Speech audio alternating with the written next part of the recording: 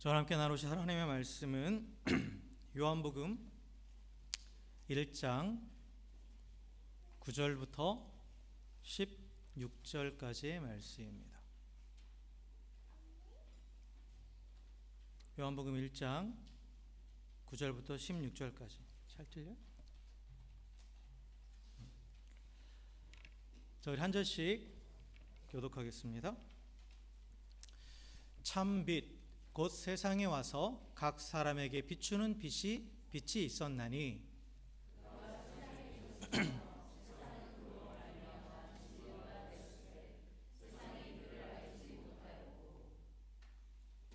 자기 땅에 오매 자기 백성이 영접하지 아니하였으나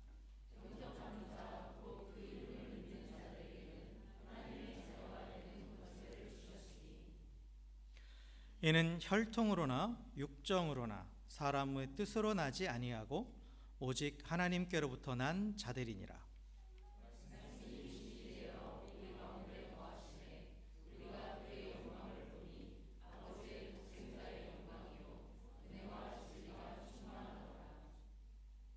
요한이 그에 대하여 증언하여 외쳐 이르되 내가 전에 말하기를 내 뒤에 오시는 이가 나보다 앞선 것은 나보다 먼저 계심이라 한 것이 이 사람을 가리킴이라 하니라.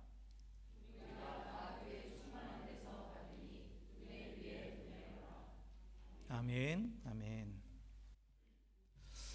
할렐루야. 할렐루야. 네, 우리 옆에 계신 분하고 이렇게 인사하겠습니다. 주의 사랑으로 사랑하고 축복합니다. 이렇게 인사합시다.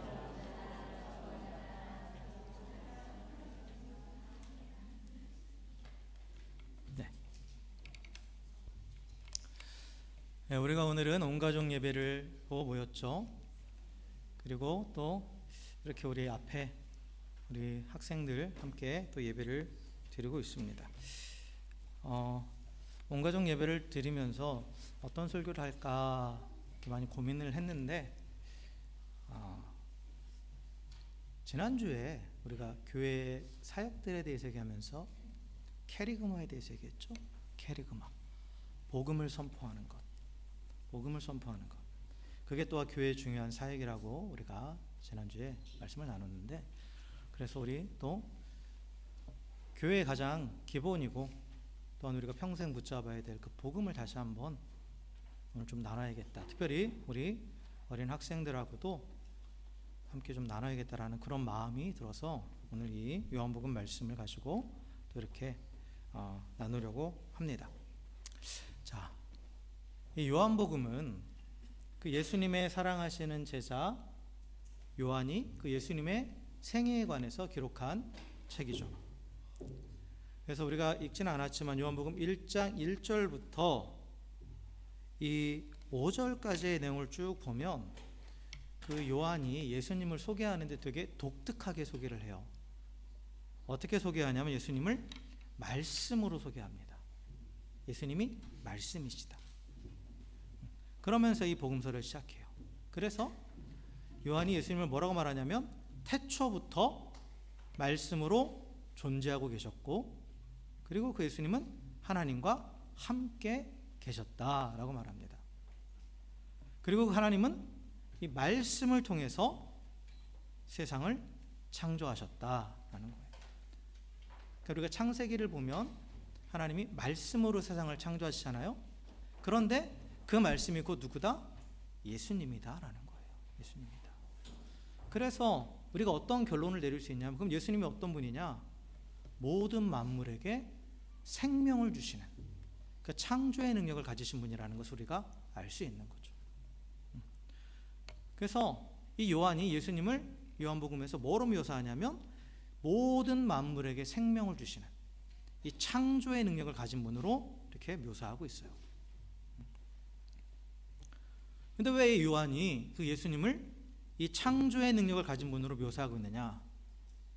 그 이유는 뭐냐면 그 바로 예수님이 이 땅에 오신 목적이 구원, 이 구원이라는 것이 바로 새로운 창조이기 때문에 그런 거예요. 그러니까 구원의 성격이 뭐냐고 했을 때 이게 구원은 새로운 창조다라는 것을 강조하기 위해서, 그래서 예수님을 단순한 그 구원자로만 표현하는 게 아니라 창조주로 표현하고 있다라는 거죠. 그래서 구원이라는 것은 사망의 어두움 가운데 있는 모든 인간들에게 새로운 생명을 주는 새로운 창조 행위입니다. 창세기 1장에서의 처음 창조, 하나님의 창조가 뭘 통해서 일어났어요? 말씀을 통해서 일어났어요. 말씀이신 예수님을 통해서 일어났다라고 분명히 오늘 그 요한복음 앞에서 1절부터 5절에서 사도 요한이 밝히고 있죠. 모든 만물은 예수님을 통해서, 말씀이신 예수님을 통해서 창조되었다라고 말해요. 그래서 처음 창조가 예수님을 통해서 일어났듯이 구원이라는 이 새로운 창조도 누구를 통해서만 일어날 수 있다? 예수님을 통해서만 일어날 수 있다라는 거예요. 말씀이신 예수님을 통해서만 이 새 창조가 일어날 수 있다라는 거죠. 그래서 요한복음 1장에서 강조하는 예수님은 어떤 분이냐? 창조의 능력을 가지신 하나님으로서 죄로 인해 죽음의 어두움 가운데 있는 모든 인간들에게 새 생명을 주시는 새로운 창조의 역사를 일으키시는 분으로 사도 요한은 우리에게 소개하고 있습니다. 그래서 오늘 9절의 말씀을 보면 한 절 한 절 오늘 좀 짚어가면서 말씀을 나누려고 그래요. 이 9절의 말씀을 보면 이 요한이 예수님을 참 빛으로 소개하죠. 참 빛으로 소개하면서 빛이신 예수님께서 세상에 오셨다라고 이렇게 말하고 있어요.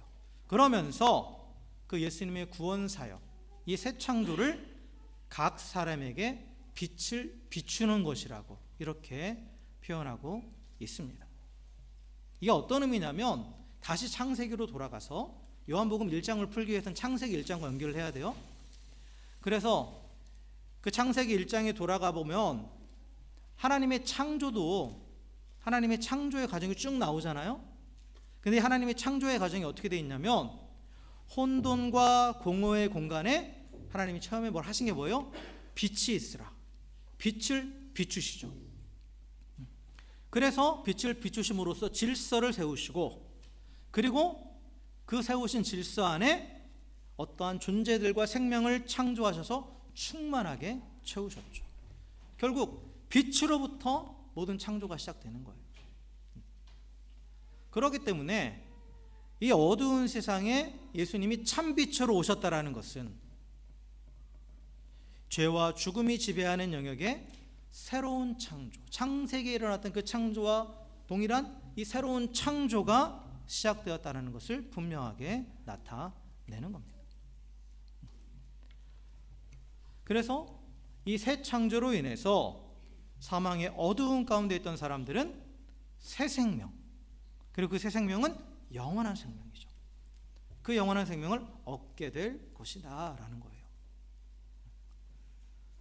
그래서 하나님의 구원 사역은, 하나님의 구원은 새 생명을 주시는 새 창조이며 예수님은 이 새 창조를 위한 빛으로 이 땅에 오셨습니다. 그런데 10절부터 11절의 말씀을 보면 예수님이 이렇게 새 창조의 빛으로 오셨는데 어떻게 한다고 그래요? 세상은 그를 알지 못하고 영접하지 않았다라고 말해요.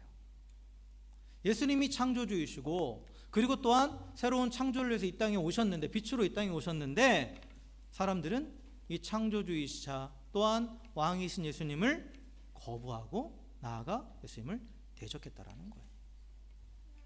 사람들이 왜 예수님을 알아보지 못하고 왜 예수님을 거부했을까요? 그 이유는 바로 죄 때문이죠. 죄 때문이에요. 죄라는 것을, 죄의 정의, 죄가 무엇이냐라고 했어요. 죄는 어떤 행동을 말하는 게 아니라고 그랬죠.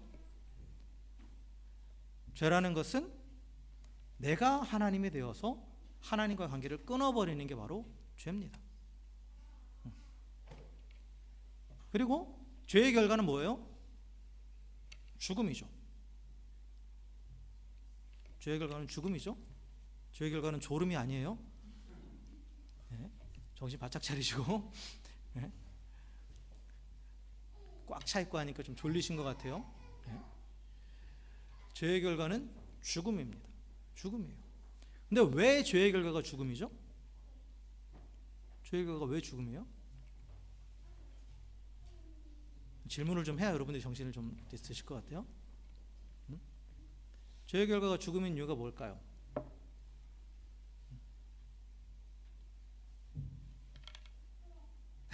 자꾸 눈을 피하네요. 자, 죄의 결과가 죽음인 이유는 뭐냐? 죄라는 것이 정의가 뭐라고 그랬어요? 스스로 하나님을 버리고 하나님과 관계를 끊어버리고 자기가 하나님이 되는 거잖아요. 그런데 창세기에서 또 얘기했듯이 모든 생명의 근원은 하나님이시죠. 하나님이세요. 죄는 스스로 하나님과 관계를 끊어버리는 거예요. 그렇기 때문에 죄의 결과는 뭐예요? 더 이상 생명에 붙어있지 않은 거죠. 그러니까 그 죄의 결과는 죽음이 되는 거예요. 그래서 모든 죄인은 이 생명의 근원이신 하나님을 떠나 있기 때문에 이미 죽은 상태예요. 앞으로 죽을 것이다가 아니에요. 이미 죽은 상태예요. 그러니까 범죄한 그 순간 이미 죽었어요. 그런데 이 죄인은 이 사망의 어두움 가운데 있기 때문에 죄가 무엇인지도 모르고 또 자신이 하나님의 진노 아래 있는 이런 죄인이라는 사실도 몰라요. 그러니까 어두움은 또한 무지를 뜻해요. 다 모른다라는 거예요. 몰라요. 내가 이미 죽어있는 상태고 죄로 인해서 영원한 죽음을 향해서 가고 있다는 사실도 알지 못합니다. 그리고 스스로 이 죽음에서 구원할 수 없다라는 것도 모르고 그러하기 때문에 구원자가 필요하다는 그 사실도 몰라요. 이거 신학적인 용어로 하면 전적으로 무지하고, 그러니까 전적으로 모르는 거예요. 그리고 전적으로 무능하다라고 말해요. 이게 죄인의 상태예요.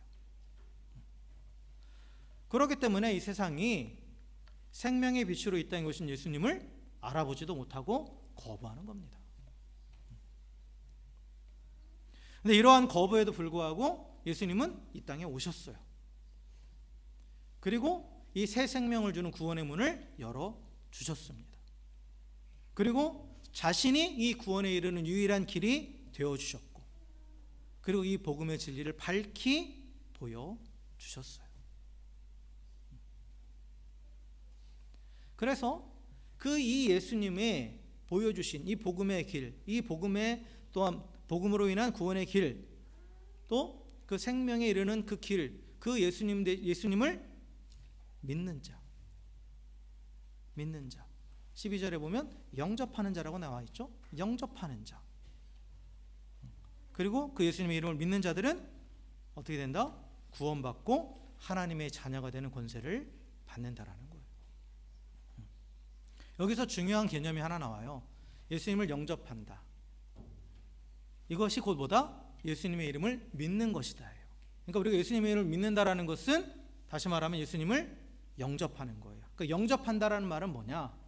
영접한다는 말은 누구에게 쓰는 거예요? 나의 주인한테 쓰는 거예요. 주인을 모셔드리는 거죠. 왕을 영접한다라고 표현하죠. 그러니까 예수님을 나의 뭐로 보시는 거예요?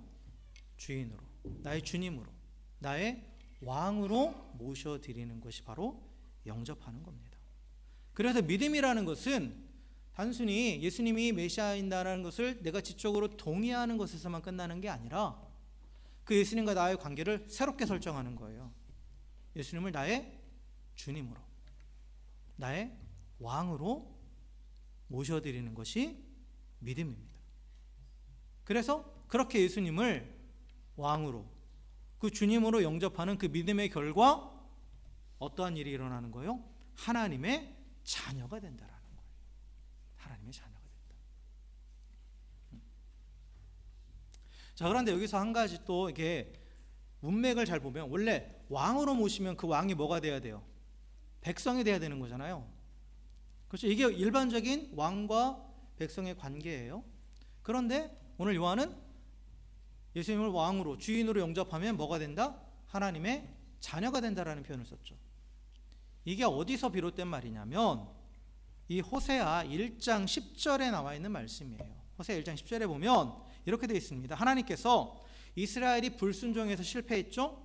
그런데 그들에게 새로운 언약을 약속하시고 나서 그리고 주께 돌아온 자들을 어떻게 하겠다고 말씀하셨냐면 자녀로 삼으시겠다라고 분명히 선포하셨어요. 그래서 그 예수님을 왕으로 영접하는 그 믿음의 결과 하나님의 자녀가 되는 것은 이 하나님께서 이미 약속해 주신 그런 새로운 관계, 새로운 관계. 왕과 백성의 관계가 아니라 왕과 왕의 자녀가 되는 그러한 새로운 관계가 예수님을 통해서 성취되었다라는 것을 분명하게 보여주는 거죠. 그러니까 왕과 백성의 관계는 물론 왕의 보호를 받고 있기 때문에 그것 또한 우리가 또 아주 좋은 관계이긴 해요. 그러나 백성으로서가 아니라 뭐가 되는 거예요? 왕의 자녀가 된다는 거예요. 이게 새로운 관계입니다. 옛 언약과 새 언약의 차이점이에요. 그래서 더 친밀한 관계, 그리고 자녀로서 모든 것을 누릴 수 있는 그런 새로운 관계가 설정이 되는 거죠. 예수님으로 인해서. 그리고 또 여기서 또 중요한 것은 하나님의 자녀가 된다라는 것은 뭐 어떠한 의미를 또한 내포하고 있냐면 하나님의 자녀로 다시 태어난다라는 것을 의미해요. 다시 태어난다. 그러니까 이전과는 다른 새로운 생명을 얻는 새로운 탄생. 앞에서부터 계속 강조했던 새 창조를 의미합니다. 그러니까 내가 누구의 자녀가 되려면 법적인 양자의 개념도 있지만 온전한 그 자녀가 된다라는 것은 뭐냐면 내가 다시 태어나야만 그게 되는 거예요. 내가 다시 태어나야만. 그러니까 사람에게는 두 종류의 탄생이 있죠. 모든 사람은 두 종류의 탄생이 있어요. 첫째는 뭐냐면 우리가 부모로부터 육신을 물려받고 혈통을 물려받고 태어나는 육적인 탄생이에요. 뭐 여기 있는 분들 다 그렇게 태어났죠. 아래에서 태어난 사람 없잖아요. 잖아요. 다 우리 부모님의 그 육신으로부터 육신을 물려받고 그 핏줄을 물려받아서 태어났어요. 그런데 또 다른 탄생이 있죠. 두 번째 탄생은 뭐냐? 예수님을 영접해서 죄 씻음 받고 새롭게 태어나서 하나님의 자녀가 되는 영적인 탄생이 있어요. 이 영적인 탄생을 우리가 뭐라고 말하냐면 거듭남, born again, 중생이라고 말하죠. 그래서 이 거듭난다라는 것이 13절에 보면 사람의 혈통이나 또는 가문이나 간의 여러 어떤 외적인 조건과는 아무런 상관이 없어요. 오직 예수님을 믿을 때 그 믿는 자들을 구원하시고 또한 그 약속을 성취하시는 하나님의 뜻대로 이루어지는 그러한 사건입니다. 근데 이 육적인 탄생과 이 영적인 탄생이 두 가지 다 공통점은 뭐냐면 생명을 얻는 거예요. 그렇잖아요. 태어난다는 건 생명을 얻는 거잖아요. 그런데 이 둘의 결정적인 차이가 있습니다. 육적인 탄생으로 얻은 생명은 어떻게 돼요? 언젠가는 끝나죠. 언젠가는 끝나요. 우리 육신의 날은 뭐 요즘은 이제 100세 시대니까 아주 살날이 창창하시죠, 여러분? 우리 저기 수빈이나 우리 다이나 이런 우리 어린이들은 앞으로 살날이 한 100년도 더 살 거예요, 앞으로. 그죠? 그렇지만 언젠가는 죽어요. 끝이 있죠. 그런데 이 영적인 탄생은 그것으로 얻은 생명은 영원하죠. 영원해요. 왜냐? 이 생명은 어디서부터 났대요? 13절 보니까 하나님으로부터 났다라는 거예요. 그리고 하나님은 영원하신 분이니까. 영원하신 하나님으로부터 온 생명이기 때문에 이 생명은 영원히 지속되는 거예요. 그래서 구원이란 무엇이냐? 죄로 인해 죽어있던 자가 예수 그리스도 안에서 생명을 얻었는데 그 생명이 어떤 생명이냐? 영원한 생명을 얻었다라는 거예요. 그러므로써 또 하나님의 자녀가 되는 그런 새로운 창조가 바로 구원입니다.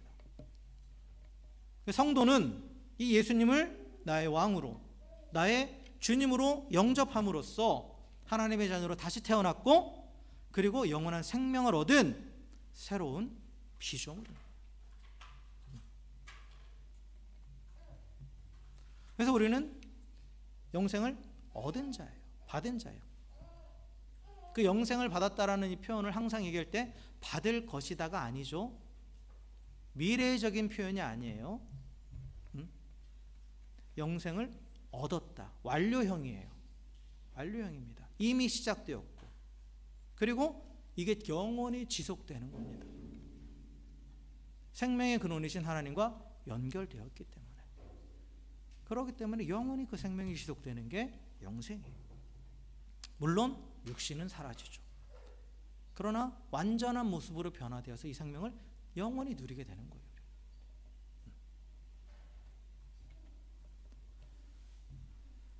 그래서 우리가 이 말씀이 육신이 되어서 우리 가운데 거하신 그 예수님으로 인해서 영원한 생명을 얻었습니다. 그런데 이 과정에서 예수님께서, 우리 가운데 거하시는 예수님께서 우리에게 보여주시는 게 있어요. 그게 바로 하나님의 영광인데, 하나님의 영광이라는 것이 뭐냐면 하나님의 어떠하심을 드러내는 거예요.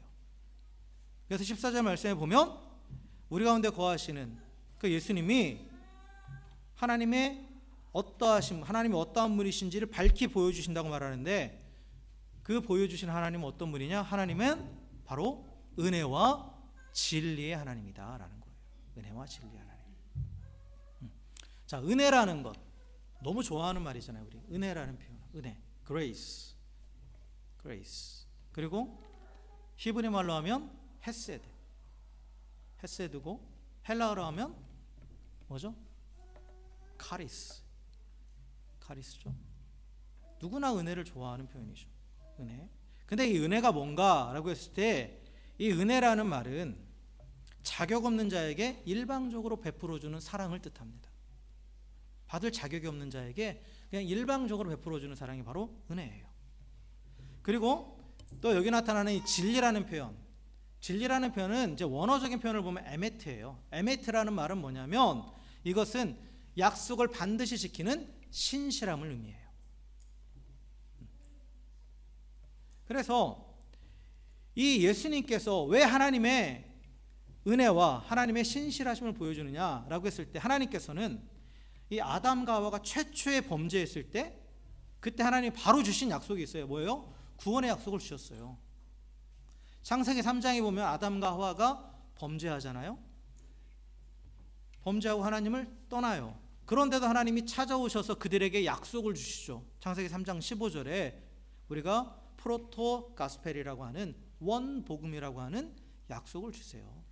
그래서 여자의 후손으로 인해서 구원하실 것을 약속해 주셨어요. 왜요? 사랑하시니까. 비록 하나님을 버리고 떠났지만 그럼에도 불구하고 그 죄인들을 끝까지 사랑하시기에 구원을 약속해 주셨고, 이게 은혜예요.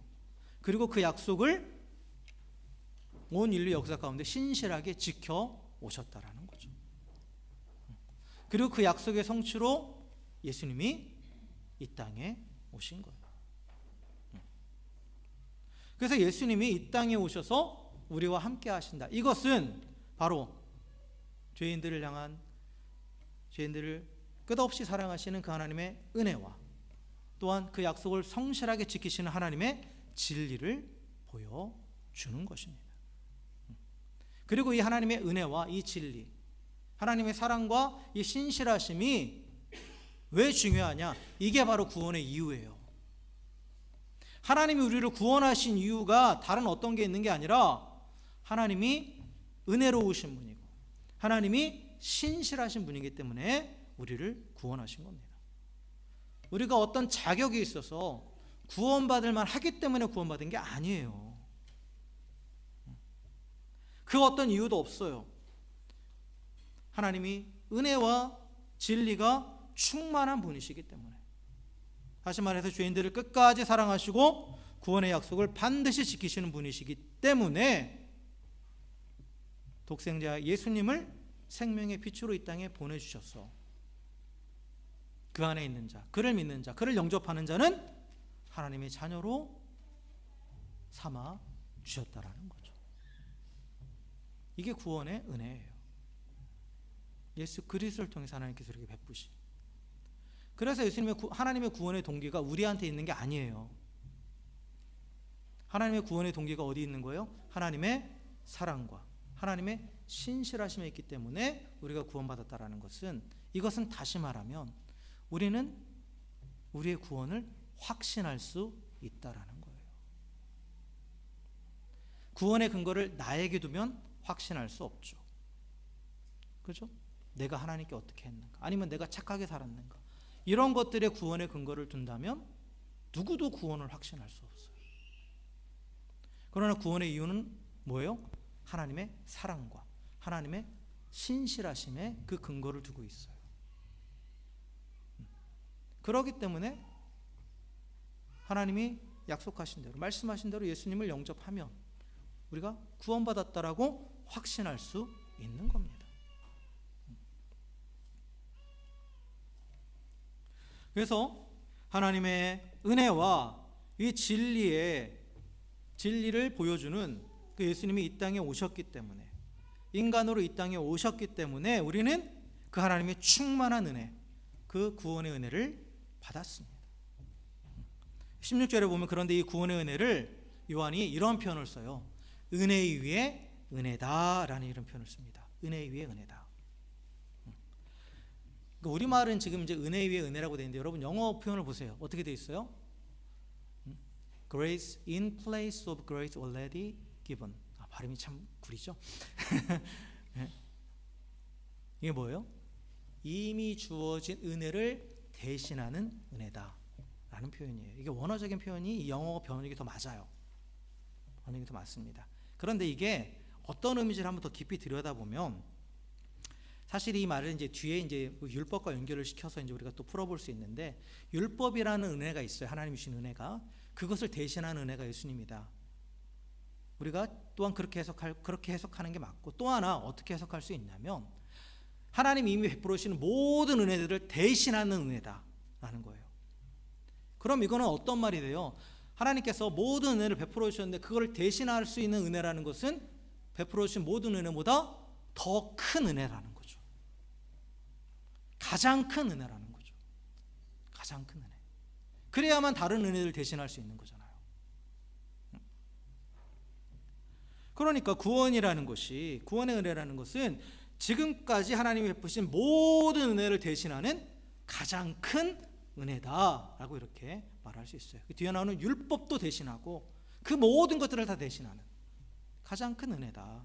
그래서 예수님을 통한 새 창조, 구원의 은혜는 하나님이 베푸시는 가장 큰 은혜입니다. 그런데 이 구원의 은혜가 가장 큰 은혜인 이유가 무엇일까요? 한번 생각해 보셨어요? 우리가 하나님의 은혜가 크십니다, 구원의 은혜가 크십니다 고백하잖아요. 그렇잖아요? 근데 거기서 멈추면 안 되죠. 왜 그럴까? 항상 왜라는 질문은 하셔야 돼요. 왜 구원의 은혜가 가장 큰 은혜인가? 라고 했을 때 두 가지 이유를 찾아볼 수 있습니다. 첫 번째는 뭐냐면, 이 구원의 은혜가 가장 큰 은혜인 이유는 뭐냐면, 그로 인해서 우리가 다른 모든 은혜, 하나님이 이미 베풀어 주신 모든 은혜를 더 풍성히 누릴 수 있기 때문에 그런 거예요. 자, 하나님이 어떤 분이냐고 했을 때, 하나님은 사랑의 하나님이고 그 사랑이 표현되는 방식이 은혜입니다. 그래서 하나님은 모든 사람, 모든 만물에게 은혜를 베풀어 주세요.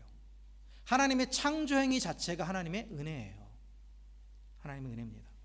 그래서 모든 사람, 모든 만물은 하나님의 은혜로 창조되었고, 그리고 그 하나님의 은혜로 숨쉬고 살아가고 있어요. 사도행전 17장 24절에서 25절에 보면 사도 바울이 이렇게 선포합니다. 우주와 그 가운데 있는 모든 만물을 지으신 하나님께서는 천지의 주제시니 손으로 지은 전이 계시지 아니하고, 또 무엇이 부족한 것처럼 사람의 손으로 섬김을 받으시는 것이 아니니, 이는 만민에게 생명과 호흡과 만물을 친히 주시는 이심이라 라고 말해요. 사도 바울이 이게 아덴에서 전도할 때 선포했던 말인데, 이 말의 핵심은 뭐냐면, 하나님은 모든 만물을 지으셨을 뿐만 아니라 그 모든 만물이 살아 숨쉬게 하는 그 은혜를 베푸시는 분이시다라는 거예요. 이것은 모든 사람, 모든 우주 만물에 동일하게 적용되는 은혜입니다. 그래서 이것을 우리가 하나님의 일반 은혜, 일반 은총이라고 말해요. 이건 믿음과 관계없어요. 온 우주 만물이 유지되고, 그리고 모든 사람들이 살아 숨쉬고 하는 것도 하나님의 은혜예요. 하나님의 은혜예요. 그 창조주 하나님이 모든 피조물들에게 베푸시는 일반적인 은혜입니다. 그래서 성경에 보면 하나님이 해를 악인과 선인에게도 햇빛을 주시고 또 악인과 선인에게도 비를 주신다라고 되어 있잖아요. 이게 일반 은혜예요. 그런데 구원이라는 것은 좀 다르죠. 구원은 하나님의 특별한 은혜예요. 특별한 은혜. 이 은혜는 누구만이 누리는 거냐? 예수 그리스도를 믿는 자, 예수님을 주님과 왕으로 영접한 자에게만 적용되는 은혜입니다. 그런데 이 구원, 믿음으로 인해서 구원받았을 때 일어나는 일이 있어요. 그게 뭐냐면 하나님과의 관계가 완전히 회복되는 거예요. 죄는 뭐라고 그랬어요? 하나님과 관계가 완전히 단절되는 거예요. 근데 구원은 하나님과 관계가 완전히 회복되는 겁니다. 구원의 결과. 그럼 하나님과 관계가 회복됐다라는 것은 하나님과 연결됐다라는 거예요. 근데 하나님은 어떤 분이에요? 모든 은혜의 근원이에요. 모든 은혜를 베풀어 주시는 분, 만물을 충만하게 하시는 분이죠. 그러니까 구원받은 사람은 은혜의 근원이신 하나님과 연결되어 있기 때문에 하나님이 베푸시는 모든 은혜를 더 풍성하게 누리는 거예요. 더 풍성하게 누리는 겁니다. 그리고 그 은혜를 영원히 누리는 거예요. 영원히. 그렇기 때문에 이 구원의 은혜가 다른 모든 은혜보다 더 큰 은혜가 되는 거예요. 그로 인해서 다른 모든 은혜를 더 누릴 수 있기 때문에. 이게 구원의 은혜가 가장 큰 은혜인 첫 번째 이유고, 그리고 두 번째 이유가 더 중요합니다. 두 번째 이유는 뭐냐? 이 구원의 은혜가 가장 큰 은혜인 또 다른 이유는 그것이 가장 값비싼 대가를 지불했기 때문에 그런 거예요. 자, 은혜라는 것을 얘기할 때 은혜는 사랑의 표현으로 자격 없는 자에게 대가를 받지 않고 베풀어 주는 게 은혜라고 그랬어요. 그런데 그는 받는 입장에서는 값없이 받는 거죠. 제가 여러 번 말씀드렸죠. 근데 베푸는 사람에게 입장에서는 어떻게 된 거예요? 공짜가 아니에요. 은혜를 내가 값없이 받았다고 해서 그 은혜가 공짜냐? 그건 아니에요. 내가 대가를 지불하지 않은 거지. 그 대가를 누가 지불한 거예요? 은혜 베푼 사람이 지불한 거예요. 그러니까 부모가 자녀에게 베푸는 은혜 생각해 보시면 돼요. 왜 하늘이 오늘 아침에 밥 먹었죠? 그렇죠? 그 밥 먹을 때 돈 냈어요? 안 냈죠? 식료품 사라고 돈 보태줬어요?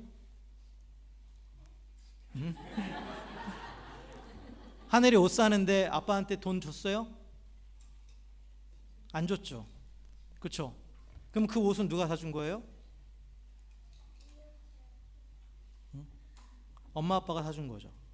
엄마 아빠가 값을 지불한 거예요. 그렇죠? 자녀는 모든 것을 그냥 은혜로 받아요. 자기가 그 값을 지불할 필요가 없죠. 그렇죠? 만약에 수빈이가 오늘 아침 주셔서 감사해요. 오늘 아침값으로 10불 드릴게요. 그러면 좋다고 받으시긴 하겠죠. 그럼 더 이상 자녀가 아닌 거죠. 자녀가 아닌 거죠. 자녀들은 값없이 받아요. 값없이 누려요. 하지만 그에 대한 대가는 누가 지불했어요? 부모가 지불한 거예요. 부모가 지불한 겁니다. 그러니까 자녀가 누리는 모든 것은 부모의 희생과 헌신의 결과예요. 그렇죠? 부모가 모든 대가를 지불했기 때문에 자녀는 모든 것을 은혜로 누리는 거예요. 하나님의 은혜도 마찬가지예요. 여러분, 우리가 하나님이 창조주시고 무한하신 분이시고 하니까 하나님이 우리에게 은혜를 베푸시는 게 아주 당연하게 생각하잖아요.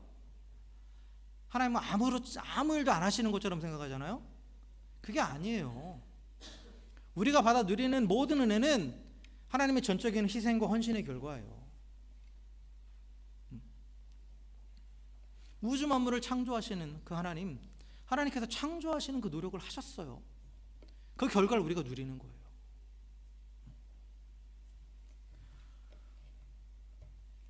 그러니까 우리가 하나님으로부터 받는 모든 은혜는 하나님께서 그 값을 지불하신 거예요. 구원의 은혜도 마찬가지입니다. 구원이라는 것도 하나님께서 죄인을 구원하시기 위해서 어떤 대가를 지불하셨어요? 독생자를, 자신의 전부이신 독생자를 희생하면서 헌신하셨죠. 그러니까 구원이라는 것은, 우리가 받은 구원의 은혜는 하나님이 자기의 전부를 대가로 지불하신 거예요. 그렇기 때문에 가장 값진 거죠. 가장 값진 대가를 지불한 거예요. 그래서 이 구원의 은혜가 가장 큰 은혜입니다. 가장 큰 은혜예요. 그래서 구원의 은혜는 이 두 가지 의미에서 하나님이 전부를 대가로 지불하셨기 때문에 그 자체로도 가장 큰 은혜이고, 그리고 또한 모든 은혜의 근원이신 하나님과 연결되어서 모든 은혜를 풍성하게 누리게 하기 때문에 가장 큰 은혜입니다. 사랑하는 성도 여러분, 예수 그리스도를 나의 주님으로 왕으로 영접하셨습니까? 예수님을 주님으로 믿으세요? 그럼 우리는 구원받았습니다. 구원의 은혜를 받았어요. 그런데 왜 내 삶 가운데 은혜가 없다고 하십니까? 왜 은혜가 없다고 말하죠? 아니에요. 우리는 이미 가장 큰 은혜를 받았어요. 그래 가장 큰 희생과 헌신을 받았습니다. 그리고 또한 그 결과 은혜의 근원이 하나님과 또한 연결되어서 지속적으로 은혜를 받고 있어요. 받고 있습니다. 그걸 내가 깨닫지 못하는 것뿐이에요. 내 욕심이 눈을 가려서 깨닫지 못하는 것뿐이지 하나님의 은혜가 내게 없는 게 아니에요. 우리는 결코 하나님의 은혜가 내 삶 가운데 없다라고 불평할 수 없습니다.